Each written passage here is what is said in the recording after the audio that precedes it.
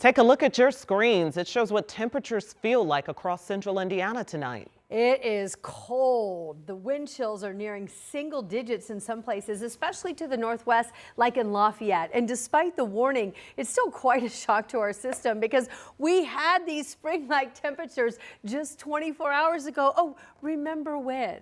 Remember when? Angela joins us from the Weather Center with a look at how cold it's going to get tonight and how long this weather is sticking around. We also have to mention the wind that was out today and yesterday. Yes, it was windy. It was cold, it was snowy today, and if you take the feels like temperature of 14, those teens that you all mentioned, from the mid 70s yesterday, it feels 60 colder, and I know we all feel it out there late this afternoon and this evening. There are the wind chills running in the teens. They will drop into the single digits, nearing zero in a lot of locations overnight and early tomorrow. We are dealing with a return to winter. Temperatures across central Indiana now in the 20s. We have 27 Bainbridge, 28 Indianapolis, 28 Greensburg, and 27 degrees at Morris Reservoir. At times there will be some sunshine the next couple of hours before it goes down. At times there will be these bursts of snow, enough to briefly coat the grassy areas, and we're a little concerned in some locations where we get wet roads that as the temperatures drop, those wet roads will turn a little slick overnight and early tomorrow. You can see the bursts of snow from north to south across central Indiana, and these are going to continue off and on tonight, even into tomorrow. Overnight temperatures will drop into the teens, but we still will have enough of a wind that those wind chills will near zero. We are talking heavy coat weather Tuesday at the bus stop. Morning temperatures in the teens with still some off and on flurries and snow showers. High temperatures tomorrow don't make it out of the 20s. Thanks, Angela. We've got a lot more weather coverage for you on this Monday if you head over to WTHR Plus. That's where you can check out our live Doppler 13 radar extended forecast. We have much more. Just download our TV app. It is free. Also developing tonight, we now know the name of the man shot and killed at a Longhorn Steakhouse on Indy's northeast side. That restaurant in Castleton is closed right now as that investigation continues. Samantha Johnson today talked to a woman who was inside the restaurant when shots were fired last night.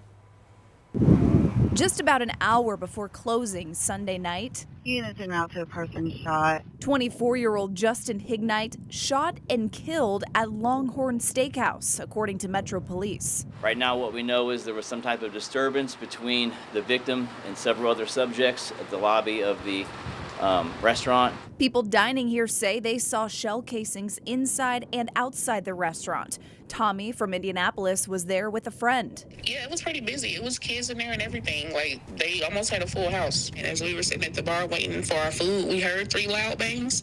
We need to get the scene secured. It's just really sad and unfortunate that there's just a small part of our society that have no regard for human life and will easily pull out a weapon and kill someone over very little. Longhorn Steakhouse was not open for lunch Monday afternoon. We did reach out. A spokesperson shared a statement with us, reading in part, quote, "We are shocked and saddened by the senseless violence that occurred at our restaurant last night. Our hearts are with the friends and family of the victim, and we are grateful no one else was injured." My caller is advising the suspect is fleeing. Metro Police say 3 people were detained nearby, but then later released. The investigation into who opened fire during Sunday dinner still ongoing. On the northeast side, Samantha Johnson, 13 News. Tonight, Metro Police are asking anyone who saw or heard something to speak up. To do so, you can call IMPD. You can also call Crime Stoppers anonymously. That number is 317-262-TIPS. Well, next month, a Marion County judge is expected to sentence a father who is taking a plea deal in his toddler's death.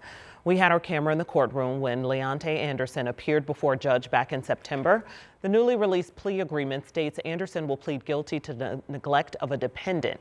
In exchange, the prosecutor will drop the neglect of a dependent resulting in death charge. His 2-year-old daughter, Harmony, died after finding her father's gun on top of a shoe rack last July. It happened at their home northeast of downtown Indy. Anderson faces up to a maximum of 4 years in prison for her death.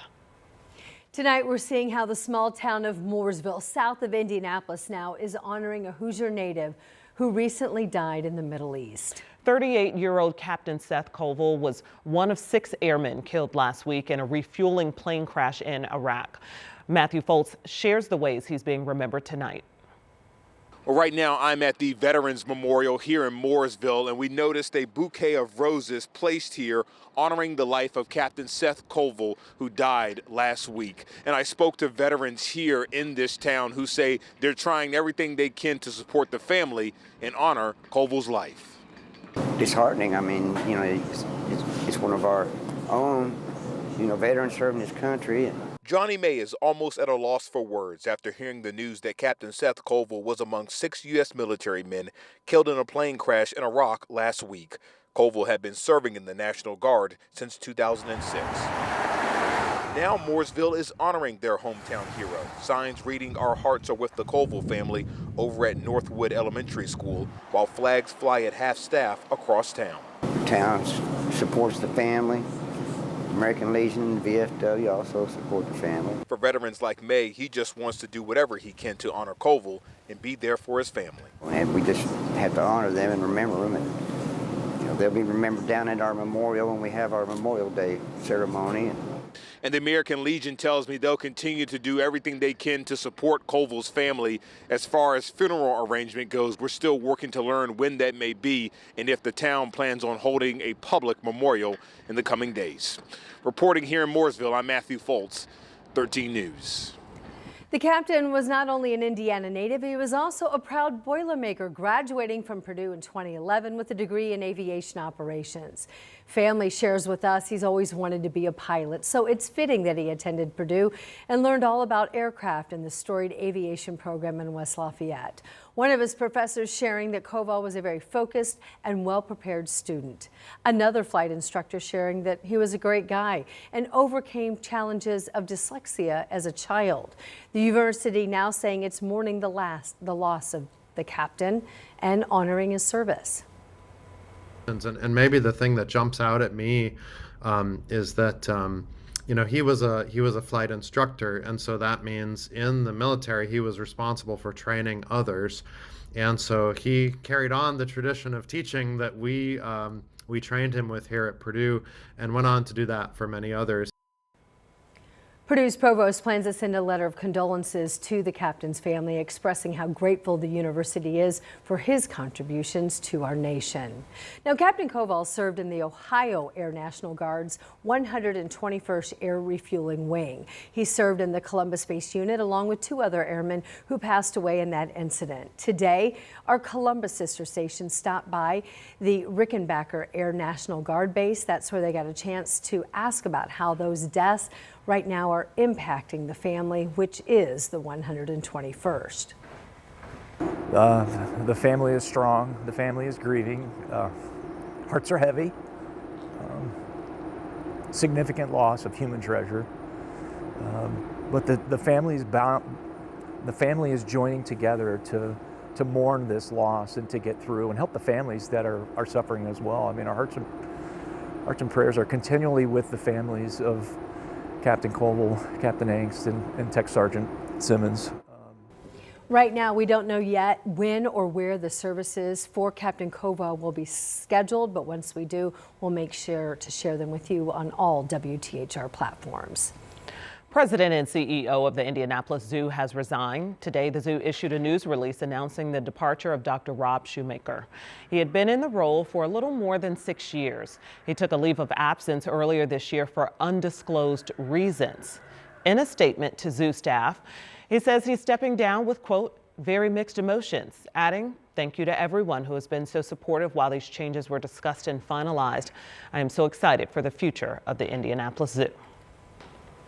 And another change at the top at Butler University. Butler's Thad Matta not quite leaving Butler just yet, but he is stepping down, retiring from coaching. So Butler has begun a nationwide search for the next men's basketball coach. Rich and I has reaction tonight to Matta's decision to leave the sideline. Butler's season ended in the Big East tournament last Wednesday. Thad Matta says he took some time to reflect since the season ended and decided he will not return to coach the Bulldogs next season. Matta is retiring as a coach, But Butler announced that he will remain with the university as special assistant to the president and athletic director. So he will help pick his successor. Mata played at Butler, coached the Bulldogs for 2 separate stints. He left Butler for Xavier in 2001, then on to Ohio State, where he reached the Final Four twice. A back problem forced him out of coaching, but he returned to Butler in 2022. He got his 500th win this season, but the Bulldogs finished just 500 in their record. Butler never got back to the NCAA tourney and finished with a losing record in the Big East each year. Nick Gardner played for Thad and is the longtime radio analyst for Butler. Wins and losses aside, with the ever-changing landscape of college athletics, NIL, revenue share, transfer portal, all those things, even though maybe the success didn't show, I don't think that Butler's ever been in a better position to now look towards an ever-changing future if they've been set up as well as they are now, and Thad is a big reason why. Looking at potential candidates, I would start with Miami of Ohio coach Travis Steele. He's a Butler graduate. He worked for Mata as a graduate assistant coach at Ohio State. He's from Danville. And Steele just led his team to a perfect regular season. Miami plays SMU in the NCAA tourney on Wednesday in Dayton in the first 4. And I'll tell you about some other potential candidates tonight at 6. By the way, one is Travis Steele's brother. Oh, wow. So you could have brothers vying for the same job. Position. Yeah. But, Butler, if you look at historically, they like to keep it close, don't they? They like it, people that are familiar with the Bulldogs. I would certainly expect someone to get this job to have some connection to the Butler family of coaches or program itself. Yeah. Okay. Well, the brothers will have to arm wrestle over it. Yeah. Thank you, Rich.